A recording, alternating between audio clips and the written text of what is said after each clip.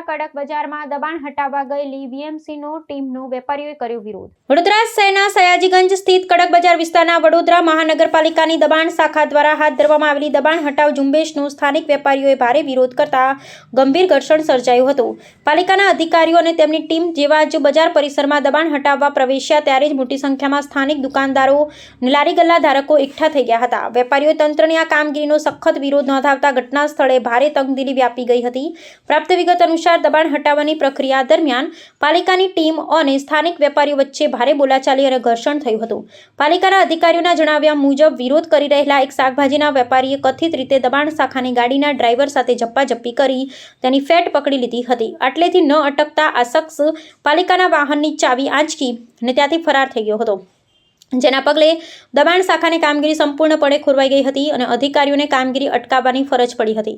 આ high voltage ડ્રામાની જાણ થતાં જ સયાજીગંજ પોલીસનો કાફલો તાત્કાલિક ઘટના સ્થળે દોડી ગયો હતો। પોલીસે દરમિયાનગીરી કરી ઉશ્કેરાઈ રહેલા વેપારીઓને સમજાવીને મામલો થાળે પાડ્યો હતો અને પરિસ્થિતિ પર કાબૂ મેળવ્યો હતો। ત્યારબાદ પાલિકાના વાહનોની બીજી ચાવી મંગાવી ફસાયેલી ગાડીને અને અધિકારીઓને ત્યાંથી સુરક્ષિત રીતે રવાના કરવામાં આવ્યા હતા।